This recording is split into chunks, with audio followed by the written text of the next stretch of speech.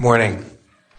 As I've moved as a physician from wellness medicine into mind-body medicine, I've been wondering if I would have an opportunity to do a kind of medicine where the mind and the body would have a chance to be reintegrated.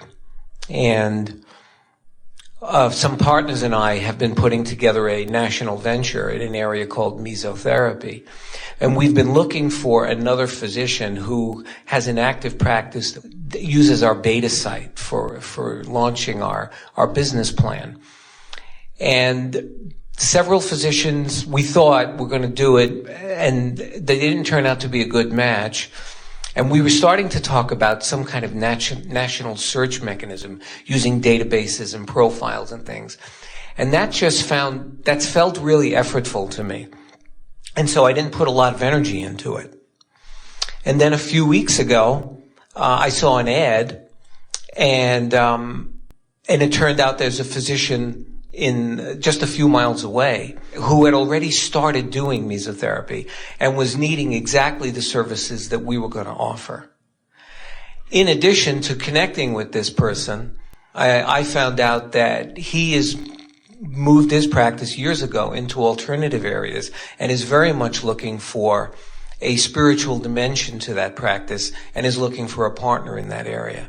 So this was another example of how the staff out there took care of it without me making it happen, just getting clearer and clearer and clearer on what my intention was and on being courageous enough not to pursue things that were not consistent with my intention, even when it looked like there was a need to do something for the sake of doing something. You talk about being courageous enough. Are you meaning courageous enough to do what felt right rather than what thought right? Yes. Courageous enough to trust the way I felt rather than do what I'd learned from the outside. Yeah. Trust is even a better word. Trust my feelings rather than pursue the urgencies that my fear was telling me I had to move on in order to not lose this opportunity. In time, with a little bit of practice, all of you will reach this place where you'll get so hooked on this deliciousness of the feeling of alignment that you're just not willing to move outside of it no matter what. No matter how good the statistics look, no matter how good the spiel that's offered, no matter what the outside circumstances are, you'll just get to the point where you'll say, wait a minute, I have this guidance system that's been calculating my path for a very, very long time. Mm-hmm. And when I get in sync with the way I feel, then every part of my path, my eternally unfolding path, will be delicious. This is the thing that we so much want you to hear. So many of you feel, and we can even feel a little bit of it with you or with Esther or with Jerry, even though you hear and you speak that you know that you are eternal beings. There is this goal-setting mechanism that many of you have been on for so long that says, here I am, but there I will be. And then there's this built-in discomfort till I get there. Some underlying discomfort about not quite being there. And we want you to want to go there so that you stay pointed in the right direction, but we want you to love being here and love being here and love being here and love being here and love being here, because now is life. And you never get there because it keeps moving. Because when you get over there, there will move over there. And when you get over there, there will move over there. And when you get over there, there will move over there. Because we are all forward moving, forward looking, forward reaching. That's what eternity is. And so we like what we feel from you as you say, I'm loving this journey and I'm loving the way it is unfolding for me. And I know that I'm always in the right place, and I know that it's an evolving place. And now life is always good. And then, isn't it fun to watch things begin to unfold and say, oh yes, that feels just right. Oh yes, that feels just right. Oh yes, I've been looking for you. I've been expecting you. I've been anticipating you. I've been sniffing you out. I knew you were coming. I could feel you on my doorstep. I knew you were coming, and here you are, and you're as beautiful as I thought you would be. About all things. Yes. Yeah.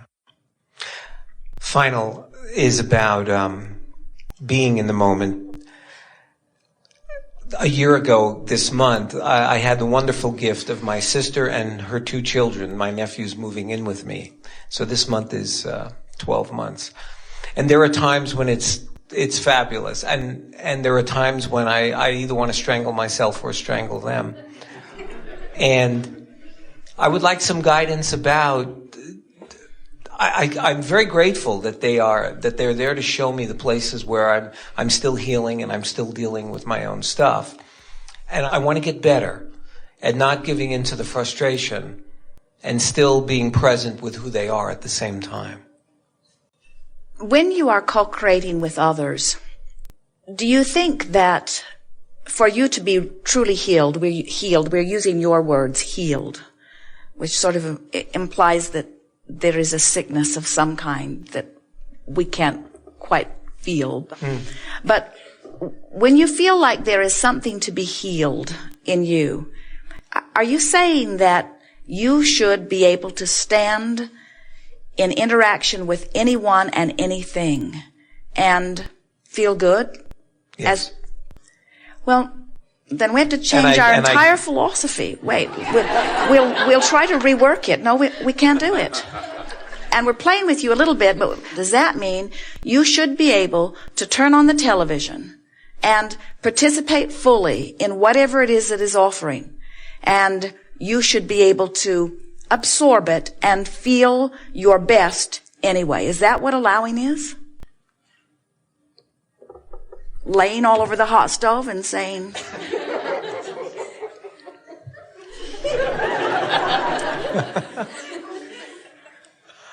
you see, that isn't what we know allowing means at all. Allowing means knowing so much how you want to feel and picking from things around you that feel that way, that you do such a fabulous job of setting your tone there that universe only rendezvous you with things that are like that.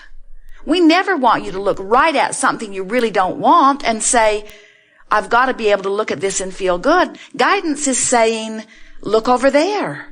Guidance isn't saying, look at that and like it. Guidance is saying, you're looking at that and you're not liking it. Look someplace else. Yes. And doing that and staying present with the experience of being with them at the same time, rather than just physically removing myself or mentally removing myself. That's what I'm talking about. Well, you can get very good at practicing positive aspects of anyone, so much so that you're just blind to anything else. In other words, you can get so good at activating the best of everyone, but it takes some diligence. It takes some determination to do it. And what we're suggesting is that sometimes it might be too much of a quantum leap. In other words, to look right at something that not only you don't like, but you've never liked it, and you don't like it in yourself. And so it's sort of a raw and ragged issue. And now you're looking at it and it's stirring all that up. And some people would say, well, what Abraham is encouraging you to do is just put your head in the sand or look someplace else. And today what we're talking about is moving up the emotional scale on those things. But we want you to embrace your own guidance system, and we can feel within you just a little bit of something that we want to soothe and resolve for everyone, and that is, please love your negative emotion as much as you love your positive emotion, because it's all guidance that is helping you to get back in sync with who you really are. So give us an example of something that, and we know, we believe, we think, well, maybe not. You were exaggerating about wanting to kill them or kill you. But give us an example. Well, I haven't done either one of those things. Give us an example of something that brought strong negative emotion, and let's move up the emotional scale just on one topic at a time until you realize what the work is. The older boy will frequently make fun of the younger boy. So you have a 10-year-old and a 6-year-old. And the 10-year-old is a little more sophisticated, a little more intelligent, a little more world-wise. And sometimes, instead of using that to guide the little guy, he'll use it to make the little guy feel inadequate and stupid and incompetent and dumb. All right, so... And it's hard to watch that. So that's happening. And as you watch it, what happens to you? What's the emotional set point? I get angry. All right. Now, you get angry. Does it feel like power or powerlessness? I certainly feel a reduction in my power. Yeah. Do you feel frustrated or... And I probably remember when that was done to me. Well, we're headed there, and you're ahead of us because... Well, I'll wait for you if you need all, to catch up. It's all right. The vibration that you feel when that happens is much more than about what's happening. Sure. It activates a vibration that's very familiar that has never been resolved. That's what I was referring to healing. Sentences ago with the word healing. Yes, exactly. So you have to sort of set aside what seems to be happening and now deal with what is happening to you. In other words, Yes. because you can't do anything about what anybody else is feeling until you have done something about the way you are feeling. And you cannot guide someone to a feeling of empowerment until you are in a place of empowerment. In other words, the 10-year-old is feeling as powerless as the one that he is now making feel powerless. In other words, it's sort of a chain of pain that everyone's involved in, and everybody's sort of pointing fingers at everybody else, but nobody's doing anything about their own self-empowerment. Yeah. In other words, we are certain that the 10-year-old has been getting some of that from somebody, maybe a lot of somebody's, out in his peer group circle, and now he is just sort of giving as he's been getting. And we would say to him that in many ways he is following what we are teaching, in that it feels better to him to be a bully to someone who is smaller than him than it does for him to feel like he is the powerless one that is being bullied. And we would say, going up the chain of pain, that every bully that's ever bullied anybody was doing some of what we are teaching, in that it does feel so much better to feel anger. Doesn't blame feel so much better than guilt, doesn't it? And so everybody is trying to reclaim their power. And so let's do it with you for just a moment here. So let's not try to figure everything out for everyone forevermore. Let's just take the anger that you feel and acknowledge that the anger that you are feeling is your knee-jerk reaction because it feels better to you to be angry, and we're using the word anger rather than frustration. It feels better to you to be angry at this 10-year-old than it does to relive the discomfort that you are empathetically feeling for the one who is being sort of picked on. So you're doing naturally what we're teaching here. But you're also doing what most people do. You don't feel anger is appropriate. In other words, it's very hard to coach someone into anger because there are anger management classes going on everywhere. People are worried about anger. And what we see with so many, even those who are in very serious therapies for years, is that they are in this despair for whatever reason. They feel powerless. They automatically, because their guidance system is guiding them to it, they find a place of anger where they feel better, but then they feel embarrassed about their anger because so many people have told them that it's inappropriate, so then they go back to despair, so they bounce back and forth from depression to anger, depression to anger, depression to anger, depression to anger, and they never continue to make the jump, where if you say, it's all right for me to be angry, in fact, I choose this angry thought because it feels so much better than the other thoughts that are coming, I'm doing it on purpose, I'm not inappropriate for choosing it, I don't like the way you're treating your little brother, and I didn't like the way people treated me, and I don't like anybody that picks on anybody. It's inappropriate. What's wrong? Why can't we all just get along? In other words, beat the drum of that anger a little bit, maybe even try to understand it, but then don't try to stay in the anger. Try to reach for something that feels softer than that. So we want you to talk us up this emotional scale, and let's deal with the issue that has been activated within you. What is it? What is that feeling of powerlessness? In other words, most don't even want to admit they've got any feelings of powerlessness because it makes you feel weak. But we want you to acknowledge that everyone has feelings of powerlessness, and unless you acknowledge it and begin to deliberately work your way up the scale, then things out there in the world are going to bother you forevermore. In other words, you want to get to this place where you're so secure that you just don't worry about anything. What is it about watching the 10-year-old put down the 6-year-old that is so uncomfortable to you? Poke around at it until you find the sensitive spot.